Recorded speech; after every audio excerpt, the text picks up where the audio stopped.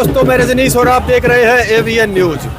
आप जैसा कि देख रहे हैं, विधानसभा चुनाव के अंदर में कांग्रेस प्रत्याशी पे अपना जो मान कर बैठे थे अजीत फोगाट, उनकी टिकट कट गई है और उन्होंने निर्णय लिया है कि वो इस बार अपना निर्दलीय फार्म भरेंगे। आप देख सकते हैं कितने काफिले के साथ में वो यहाँ पर नॉमिनेशन फार्म भरने के लिए जा रहे हैं कोर्ट में। और हम आपकी बात करवाते हैं अभी साथी भाई से। भाई साहब, क्या नाम है आपका? विकास नाम है भाई। वीडियो अजीत फोगाट कितनी वोटों जीत सकते हैं? भाई साहब बहुत भारी मत आता जीत सको। तो पिछले 15 साल से मेहनत कर रहे हैं भाई साहब। जो ये टिकट कट गई है इसके बारे में क्या कहना आपका? भाई टिकट कटना तो कोई, लेकिन हम जीता के लिए भाई साहब ने, ठीक है। हम पिछले 15 साल से भाई साहब गेल हैं। आपका क्या कहना है जी? बजरंग नाम है भाई साहब जीतेगा, पक्का जीतेगा। बहुत भयंकर नेता ये, और पक्का जीतेगा भाई। अजीत फोगाट जिंदाबाद। ये कितने सालों से आप इनके साथ लगे हुए हैं? हम भाई कम से कम 10 सालों से इनके साथ में लगे हुए हैं। इनकी आज बहुत ज्यादा संभावना है इस बार जीतने की। भाई पक्का जीतेगा इस बार। कितने लोग आए हुए हैं इनका अजीत फोगाट के? कम से कम 10,000 लोगों की अभी फिलहाल में भीड़ है, और अभी लोग आ रहे हैं भाई साहब। अभी और गाँव से भी लोग आ रहे हैं? हाँ, बहुत गाँव से आ रहे हैं भाई, अभी लोग हैं, बहुत आ रहे हैं अभी। आपका क्या कहना भाई साहब?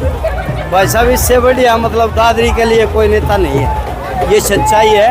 और 20-22 साल से कांग्रेस में रहा है भाई साहब ने, बहुत मतलब पग पग पर कांग्रेस की मदद करी। लेकिन ये लास्ट समय आने के बाद ये अपने आप को जिस तरह मान लो संभावित इनकी टिकट मिलने वाली थी, वो एकदम टिकट कट गई, उसके बारे में क्या कहना है आपका? उसके बारे में इसके साथ विश्वासघात किया गया। इससे पहले ये कहा गया था कि अजीत फोगाट की दादरी से टिकट अजीत फोगाट की होगी, उसके बाद झूठा झांसा दिया और ऐसे ही करना था।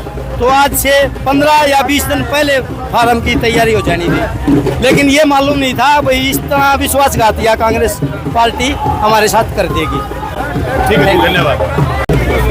जिस प्रकार आप देख रहे हैं, हजारों की संख्या में यहाँ पर हजारों की संख्या में लोग बाग अजीत फोगाट के साथ में यहाँ पर नामांकन फार्म भरने के लिए जा रहे हैं। और आप बने रहिए एवीएन न्यूज के साथ, आपको और भी जानकारी आगे खबरें दिखाते रहेंगे। बहुत बहुत धन्यवाद। चरखी दादरी हलके से अजीत फोगाट को पिछले 20 वर्षों से कांग्रेस पार्टी में मजबूती से कार्य कर रहे हैं, लेकिन टिकट की उम्मीद लगाए बैठे अजीत फोगाट को टिकट नहीं मिलने से इतना सदमा लगा कि उनकी आंखों से आंसू निकल पड़े। उनकी आंसुओं को देखकर दादरी हलके के लोगों ने कहा कि आप चुनाव लड़ो, हम तुम्हारे साथ हैं। इसी विश्वास के ऊपर उन्होंने निर्दलीय चुनाव लड़ने का निर्णय लिया और चुनाव का नामांकन भरने का फैसला किया। जिस समय अजीत फोगाट निर्दलीय उम्मीदवार के तौर पर फार्म भरने के लिए घर से निकले तो लोगों का जन सैलाब उमड़ा देखकर अन्य पार्टियों के भी होश उड़ गए। उनका टिकट नहीं मिलने का दर्द उनकी आंखों में साफ झलक रहा था, जो आंसू बनकर गिर रहे थे, जिन्हें वह अपने रुमाल से पोंछते नजर आए। और उनके समर्थन में जो जन सैलाब जो उमड़ रहा था, इतनी भीड़ होने के बावजूद भी सारे जितने भी कार्यकर्ता थे वो सभी बड़ी समझदारी से बिना किसी जाम लगाए सड़कों पर बड़े इत्मीनान से बड़े समझदारी से चल रहे थे। और काफिला इतना लंबा था कि 2 किलोमीटर तक भी भीड़ ख़त्म नहीं हो पा रही थी। जो विपक्ष की पार्टियां हैं उनके इस भीड़ को देख करके होश उड़ गए। आगे की जानकारी हम आपको देते रहेंगे। फिलहाल इजाज़त दीजिए। Rajneesh Jangid, AVN news. और ये नॉमिनेशन दादरी के लोगों ने जो है मुझे ये कहा है कि आप आगे बढ़ो, हम आपके साथ हैं।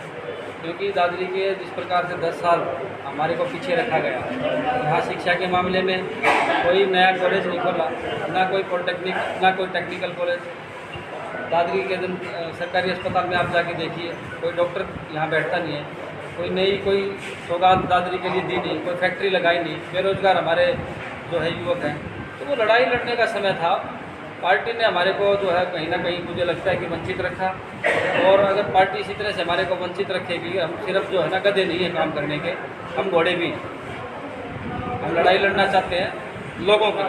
पार्टी ने हमारे को गधा समझा, लेकिन हम गधे नहीं हैं, काम करने वाले गधे नहीं हैं। हम लोगों की लड़ाई लड़ने वाले घोड़े हैं। और वो घोड़े जो है रोड पे दौड़ेंगे। और वो लड़ाई जो है दादरी की, जिसके लिए इस दादरी को वंचित रखा जाता है। सबसे ज़्यादा रेवेन्यू हम दादरी के लोग देते हैं गुड़गांव के बाद। लेकिन लगता क्या है, यहाँ के सिर्फ और सिर्फ पैसा ऐंठने का काम जो है दादरी के लोगों के साथ किया जाता है। लिस्ट में अभी क्या मुद्दे रहेंगे आपके चुनाव में? मुद्दे बहुत सारे हैं। एक एक मुद्दा अगर गिनाना शुरू करूँगा तो शाम तक यही तक मुद्दे गिनवाता रहूँगा। कॉलेज कौन सा खोला? गर्ल्स कॉलेज है यहाँ सरकारी? गवर्नमेंट कॉलेज है यहाँ? कोई टीचर बैठता है वहाँ? अस्पताल में कोई आपके वेंटिलेटर चलता है या कोई MRI की मशीन चलती है, CT स्कैन चलता है क्या यहाँ? रेफर हॉस्पिटल के नाम से हमारे को जानते हैं।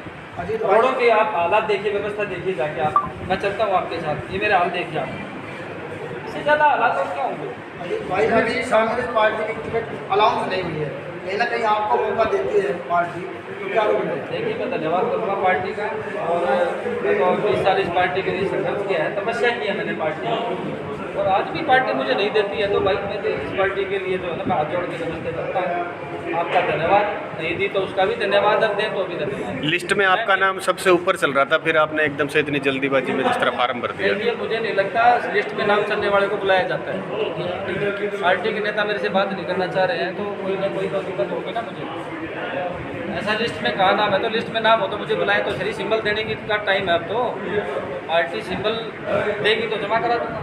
मैं तो तैयार हूँ पार्टी के साथ लड़ाई लड़ने के लिए। मैंने तो लड़ाई लड़ी है, मैं तो अपनी मजदूरी मांग रहा हूँ, हक से मांग रहा हूँ अपनी मजदूरी। तो क्या ये मुझे उसके वंचित रखा जा रहा है। अब समय नहीं है मेरे पास, मैं अपने लोगों को क्या जवाब दूंगा जिनके लिए मैं लड़ाई लड़ रहा हूँ, जिनके साथ मैंने वायदा किया है, जिनके साथ वायदा खिलाफी नहीं कर सकता मैं। किरण के साथ रहने का नहीं, मुझे किसी के साथ रहने से कोई खामियाजा देखी तरह मैं तो इस पूरी पार्टी, अगर कोई क्लेम दूंगा तो मैं पूरी पार्टी को दूँगा, मैं किसी नेता का नाम नहीं दूँगा। वो मेरी किस्मत, मैंने इस पार्टी को अपना जीवन दिया, अपने पार्टी को मैंने 20 साल दिए। अब उस पार्टी ने जो मुझे दिया वो मेरा जो है। कल सुनील सांगवान ने नॉमिनेशन किया तो उनका कहना कि मैं गुंडों को दादरी में नहीं रहने दूंगा। वो गुंडों को पनपा रहे हैं, उनके वोट जो है गुंडे मांग रहे हैं, इससे ज़्यादा और क्या होगा। जेल से लोगों के पास फ़ोन आ रहे हैं कि भाई मैं जेल से बोल रहा हूँ, मुझे मेरे भाई इसको वोट देना। क्या गुंडों की बात कर रहे हो? यहाँ दादरी के अंदर गुंडे वोट मांग रहे हैं, इससे ज़्यादा और गुंडा तो क्या होगा? कमाल करते हो। राम रहीम को पैरोल देने के मामले में उनका नाम आ रहा है। देखिए टिकट ही उनकी मेहरबानी से मिली है, उनके आशीर्वाद से टिकट लेके आए हैं। चुनावी मुकाबला कैसा मान रहे हो? कोई मुकाबला नहीं है, जितना बना खास।